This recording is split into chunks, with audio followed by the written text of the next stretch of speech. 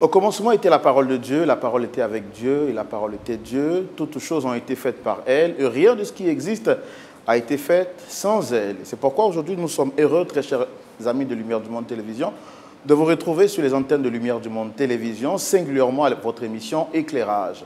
Vous le savez, désormais, Éclairage, c'est votre tribune d'échange qui nous permet de passer au peigne fin à la lumière de la parole de Dieu, les problèmes, les sujets d'actualité. Depuis aujourd'hui 3 semaines, nous échangeons autour d'une thématique importante qui n'est autre que la vie abondante. Que comprendre par la vie abondante? Pourquoi le Christ met-il un point d'honneur sur la vie abondante? En Jean chapitre 10, le verset 10, lorsqu'il dit « Je suis venu pour donner la vie à mes brebis afin qu'elles soient dans l'abondance ». De quelle abondance parlait-il et quelles sont justement les difficultés rattachées à cette pratique de la vie abondante dans notre quotidien et surtout dans le 21e siècle? Voici donc les questions que nous nous posons aujourd'hui depuis 3 semaines et notre invité nous fait le plaisir de nous apporter des éléments de réponse à la lumière de la parole de Dieu. Le pasteur Emmanuel Avry, pasteur de l'église évangélique de Bordeaux République, secrétaire de la région aquitaine des Assemblées de Dieu de France. Il est marié et père de 4 enfants et je prends plaisir de dire qu'il vit la vie abondante dans son foyer. Shalom, pasteur. Shalom. Vous allez bien? Très très bien, grâce à Dieu. Content de vous retrouver pour ce 3e numéro avec toujours la même thématique. Quelles sont aujourd'hui vos impressions après les 2 premiers numéros que nous avons passés ensemble? Je vais dire échanger ensemble. Alors ça nous a permis déjà de comprendre, de définir ce qu'est la vie abondante. Dans un premier temps, on a vu aussi les difficultés, tout ce qui vient combattre cette vie abondante dans notre vie. Et maintenant, on va pouvoir avancer et voir tous les avantages encore que cette vie abondante va nous apporter. Vous l'avez dit, pasteur, aujourd'hui nous allons avancer dans nos échanges et nous partons donc pour cette 3e partie de nos échanges. Nous parlerons donc des dimensions pratiques de la vie abondante. Il sera question pour nous d'examiner comment vivre la vie abondante de manière concrète dans notre quotidien face aux défis contemporains. Et la première question que je m'apprête à vous poser est la suivante. Quelles sont les disciplines spirituelles que nous devons mettre en avant dans notre quotidien pour vivre de manière palpable la vie abondante? Alors, ce qui est important de considérer, c'est que pour pouvoir vivre cette vie abondante, on doit pouvoir mettre en place tout ce qui permet de stimuler notre foi. Puisqu'on a bien compris que notre environnement peut nous détourner, eh bien, tout ce qui va stimuler la foi va permettre d'activer cette vie abondante, de mieux la vivre au fur et à mesure. Donc, on a par exemple ce qu'on appelle des disciplines spirituelles, comme la lecture de la parole. Alors on peut le faire de plein de façons différentes. On peut avoir un plan de lecture annuel, on peut être dans l'étude d'un livre, par exemple, pendant un temps, avec des commentaires bibliques, on peut travailler par thématique. Le plus important, c'est que nous puissions toujours être à l'apprentissage de l'écriture, et pas simplement de se dire « allez, je l'ai lu une fois et donc c'est déjà pas mal », beaucoup ne le font pas, mais tout au long de sa vie, de continuer à lire l'Écriture. Et on s'aperçoit, en tout cas, moi, après des années et des années, je m'aperçois que plus je la lis, plus je me dis « mais je ne sais rien ». Ou pas grand-chose, on va dire, après autant d'années. Donc ça reste un trésor avec des découvertes que l'on fait sans arrêt. Il y a comme des flashs, des points de relief qui viennent. Donc, et tout ça, ça stimule notre foi, ça nous fait réfléchir, ça nous aide à avancer. Donc l'Écriture, bien sûr, c'est une des disciplines spirituelles. Une autre pourrait être bien sûr la prière, celle qu'on adresse à Dieu, les moments où on s'approche de Dieu tout simplement, pas simplement avec notre liste de prières, même si nous en avons tous une bien entendu, mais aussi en se mettant à la disposition, à l'écoute justement du Seigneur, à remettre nos moments à Dieu. Et donc tout ça, ça nous aide, notre intercession, on ne pense pas qu'à soi, on pense aussi aux autres, notre intercession, et nous progressons dedans.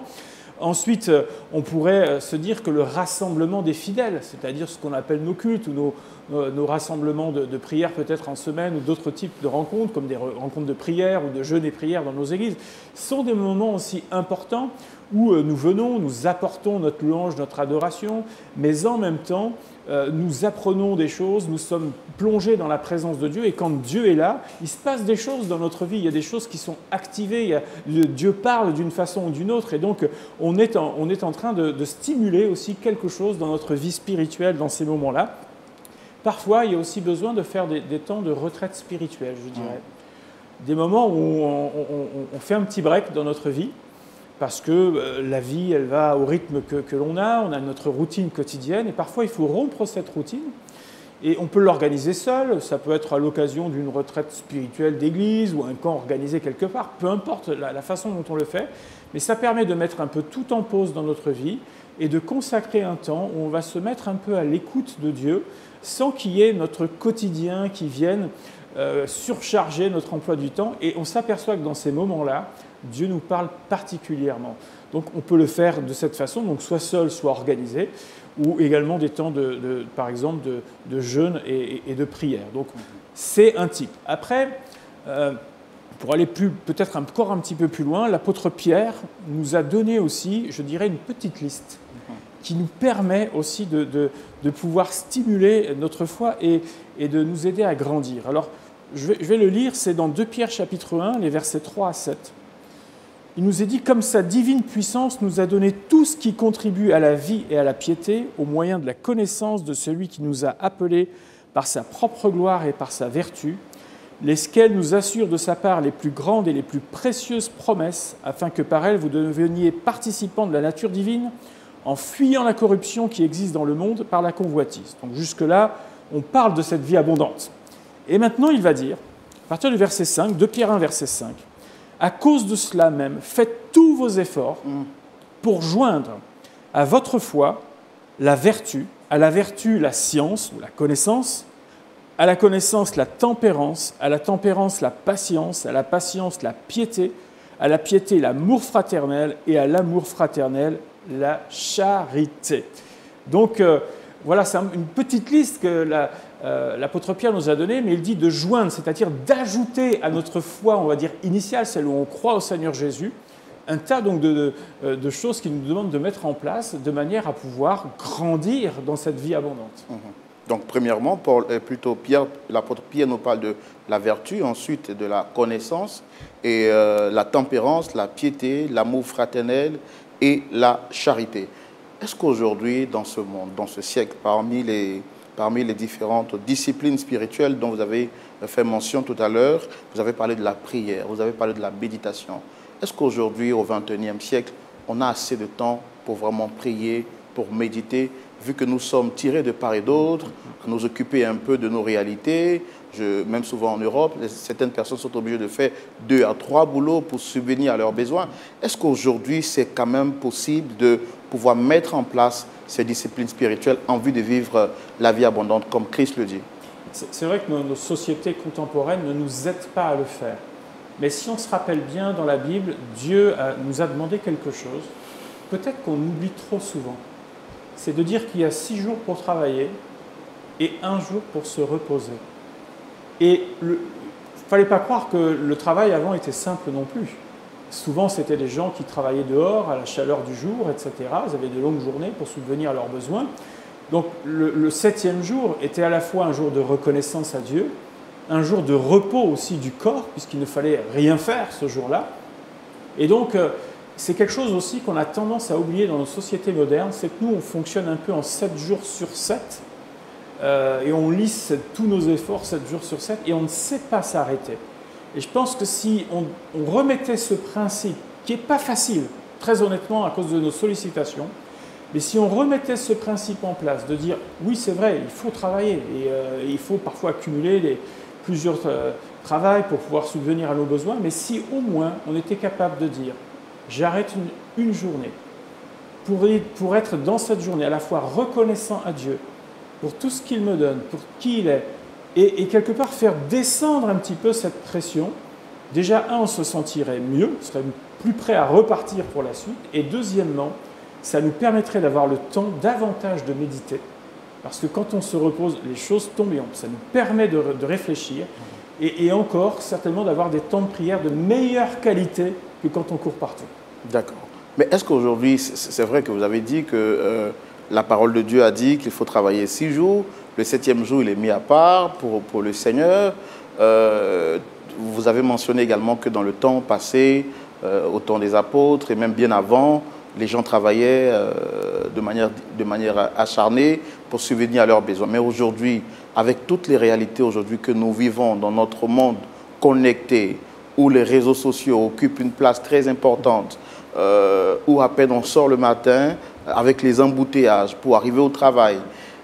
Même les dimanches, souvent, certaines personnes ou certaines activités nous prennent même le temps. Est-ce qu'il est vraiment possible de pouvoir mettre le dimanche à part pour servir Dieu ou pour consacrer du temps à la prière et à ces disciplines spirituelles dont vous avez parlé? Le fait déjà d'aller à la maison de Dieu tous les dimanches, c'est déjà faire un choix, parce que plusieurs autres personnes vont dire « moi je dors ». Donc déjà l'enfant de Dieu, lorsqu'il dit « je vais être reconnaissant à Dieu », je m'arrête déjà. Quand il le fait, il s'arrête. Alors après, ce qui est important, c'est de pouvoir, en fonction de ce temps-là, et peut-être, c'est vrai qu'il y a des activités dans les églises qui se développent encore les dimanches, mais être capable, il y a aussi des choix à faire. C'est-à-dire que même notre téléphone, on n'est pas obligé de le mettre 24/24 et de sauter sur tous les messages qui arrivent. À titre personnel, ce que je fais bien souvent, c'est que lorsque j'ai vraiment besoin de me concentrer, et je suis sollicité comme tout le monde, mais vraiment de me concentrer sur mon travail ou sur une tâche, je mets mon téléphone en mode, comme je le dis, en mode tais-toi. Voilà, au mode avion, voilà, hein, mais en mode tais-toi, et laisse-moi faire ce que j'ai à faire. Et après, sinon on est tout le temps perturbé, et après, quand j'ai terminé, j'ouvre, je prends tous mes messages, je réponds à tout ce qu'il y a à faire, et on s'aperçoit qu'en faisant ça, on gagne du temps, parce que sinon on hache le temps, parce qu'on est sollicité, il faut répondre à ça, et ça nous occupe l'esprit, et on n'est pas à ce qu'on fait. Donc on gagne aussi à être efficace, à avoir des plages horaires pour toutes choses, et je crois que dans toutes ces plages horaires, la prière doit avoir sa place. Et même quand on lit un passage de l'Écriture, ce n'est pas juste le lire et dire « j'ai lu », mais en fait on doit aussi se poser la question « mais qu'est-ce qu'il me dit ce passage aujourd'hui ? Et comment je peux l'appliquer ?» Donc on doit se poser des questions, et après peut-être que c'est dans les embouteillages qu'on va répondre à cette question. Voilà, mais on l'a mis en route. Si. En tout cas, merci de répondre à nos questions. Je rappelle à nos téléspectateurs que nous sommes à la troisième partie de nos échanges autour de la parole de Dieu. Notre thématique est la vie abondante. Et dans cette troisième partie, nous parlons justement des dimensions pratiques de la vie abondante. Nous essayons de comprendre avec notre invité comment est-ce que nous pouvons vivre la vie abondante de manière concrète dans notre quotidien face aux défis contemporains. Pasteur, revenons au verset que vous avez mentionné tout à l'heure dans le livre de 2 Pierre chapitre 1, lorsque Pierre parlait de la science. En quoi est-ce que la science est-elle importante pour permettre à un fils de Dieu de vivre la vie abondante? En d'autres termes, la connaissance. La connaissance, exactement. C'est vraiment ce que l'apôtre Pierre, c'est ce que je disais dans nos dévotions un petit peu personnelles, la lecture de la parole, c'est-à-dire apprendre à la connaître, pas simplement l'avoir lu, mais avoir réfléchi sur ce que Dieu veut nous dire. La connaissance va nous aider à mieux connaître Dieu, ce qu'il attend en fait de nos vies, va nous aider, il va mettre le focus parfois sur certaines choses qui vont nous parler dans notre vie, et donc ça nous permet d'ajuster en fait nos vies, de nous remettre en question concernant certains domaines. La connaissance va aussi, la foi vient de ce qu'on entend vient de la parole de Dieu, donc ça va aider à établir notre foi, et on va être même capable de dire pourquoi je crois.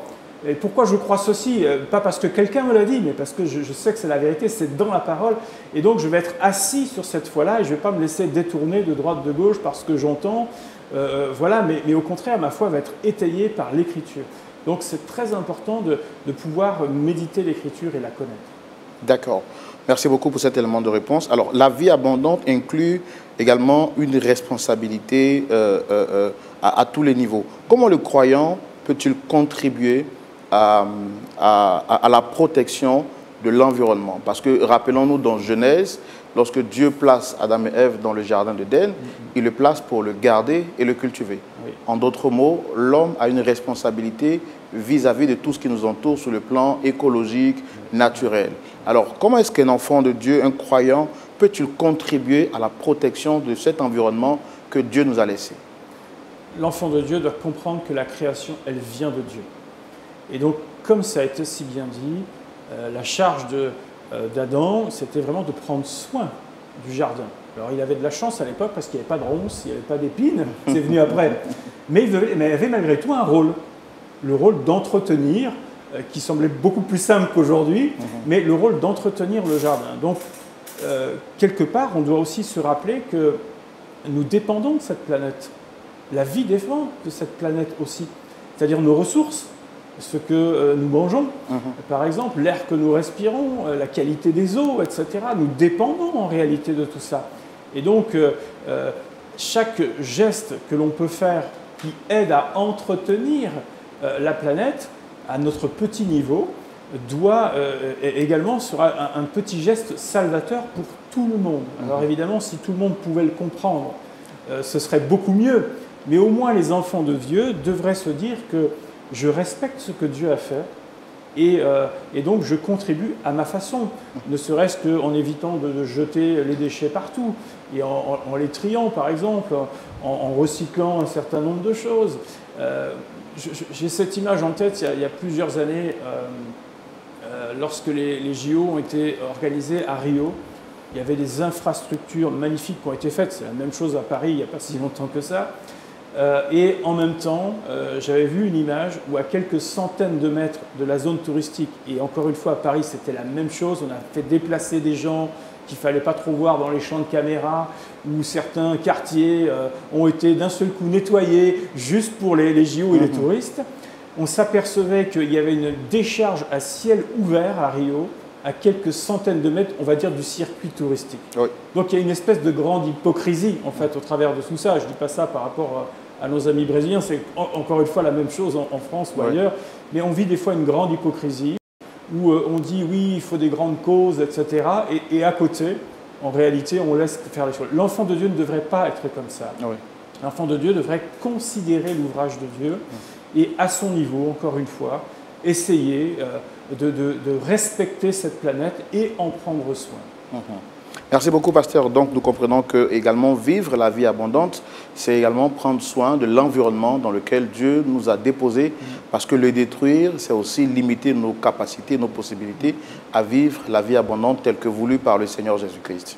Absolument. Pasteur, quelle est donc l'importance de la solidarité et du soutien à apporter aux démunis, c'est-à-dire aux personnes qui vivent dans des environnements qui sont donc sous l'emprise des catastrophes naturelles. Récemment, aux États-Unis, en Amérique, en Los Angeles, il y a eu donc un feu qui a emporté des milliers d'habitations. Quelle devrait être la place du chrétien dans des situations pareilles? Vivre la vie abondante, est-ce que ce serait regarder les autres souffrir et ne rien dire parce que ça ne nous touche pas, ou il faut avoir un cœur porté vers les personnes démunies en leur témoignant de l'amour de Dieu?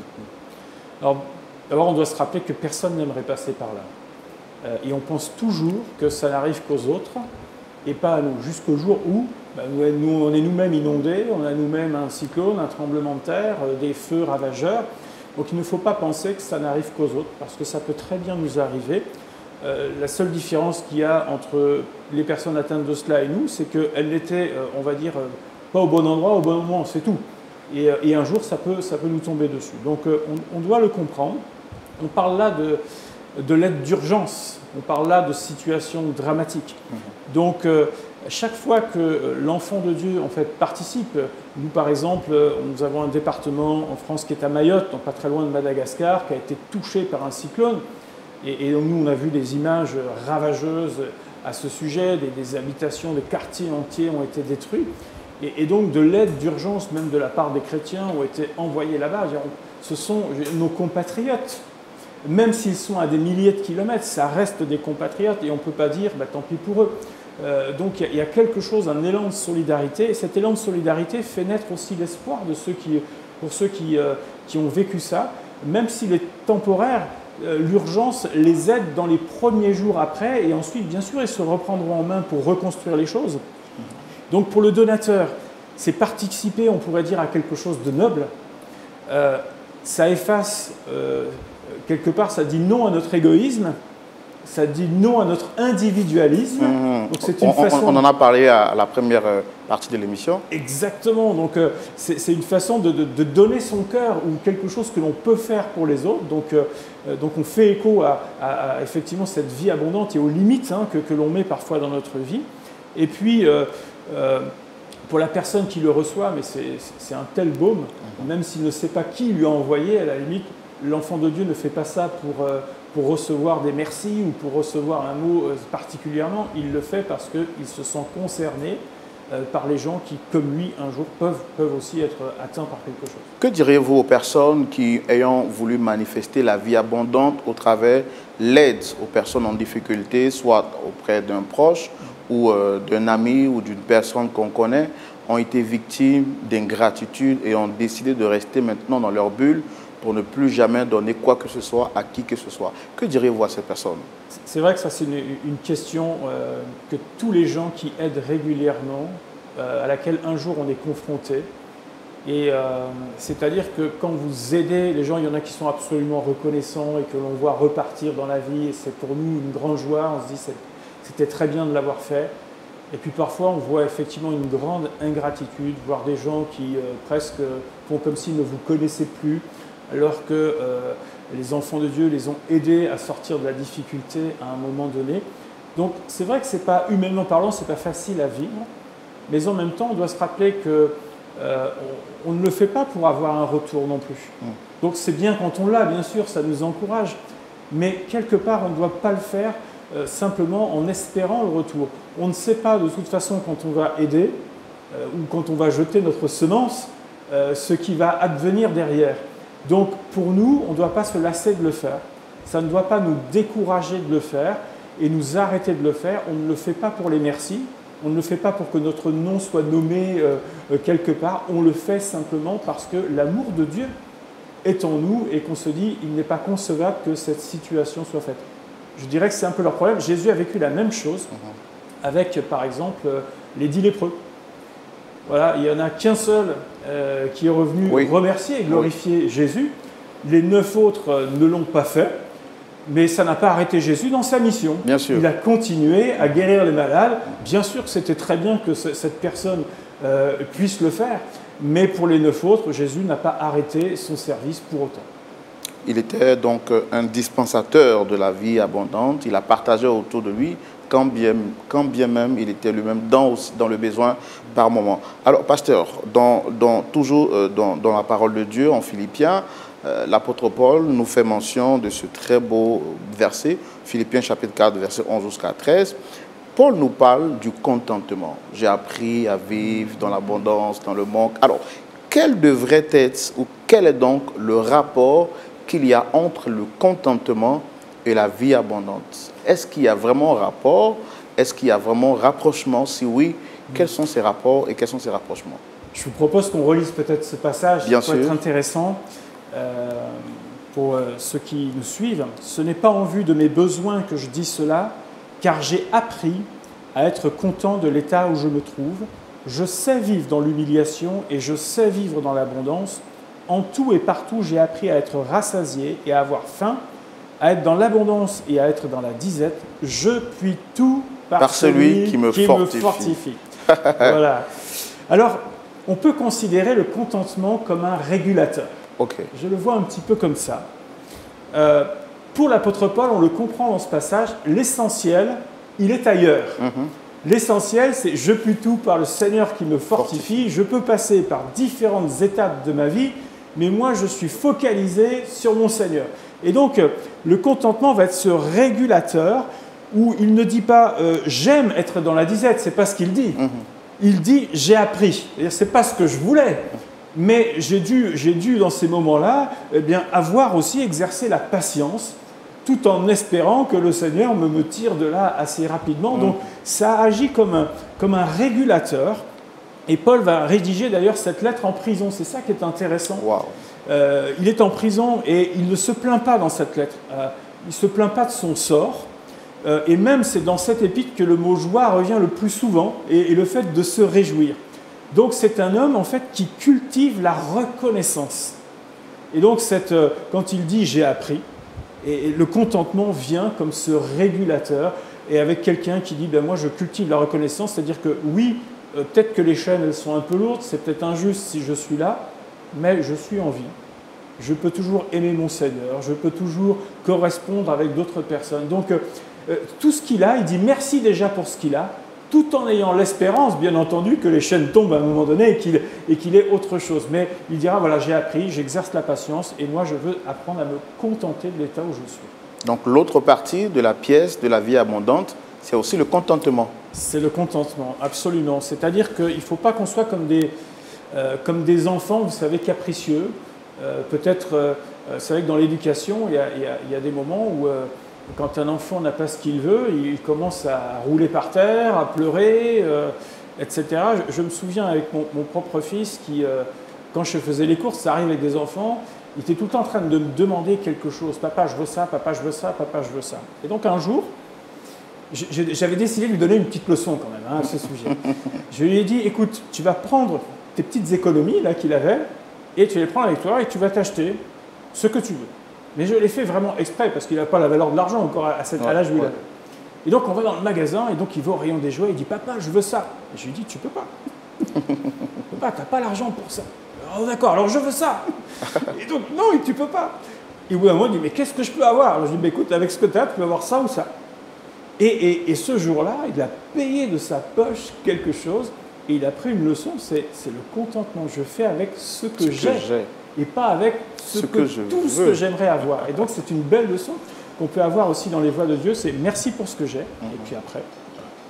D'accord, merci beaucoup pasteur. Nous allons donc à la fin de cet échange très enrichissant, La dernière question, ce sera justement l'occasion pour vous de dire votre mot de la fin.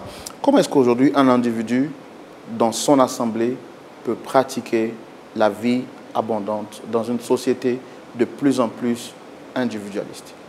On doit considérer que l'Église, elle est le corps de Christ. Et dans Éphésiens 1, il nous est dit qu'il a donné au corps, Dieu a donné au corps la plénitude de celui qui remplit tout en tous. C'est-à-dire qu'aucun d'entre nous individuellement, même la meilleure personne que vous connaissez dans les voies de Dieu, n'a la plénitude à lui tout seul, vit toute l'expression de Christ à lui tout seul. En réalité, l'expression de Christ, elle est dans l'ensemble du corps. Donc chaque fois que quelqu'un est à sa place et fait ce qu'il doit faire, il fait bénéficier aux autres les grâces merveilleuses de Dieu. Et chaque fois que nous faisons ce que nous devons faire par la grâce de Dieu dans le champ d'appel qui est le nôtre, dans les compétences qui sont les nôtres, nous faisons bénéficier au corps de Christ la plénitude, une partie de ce qu'est Christ. Et ensemble, nous pouvons vivre, quand tout est en place, la plénitude de Christ. Donc on bénéficie et on est encouragés les uns par les autres.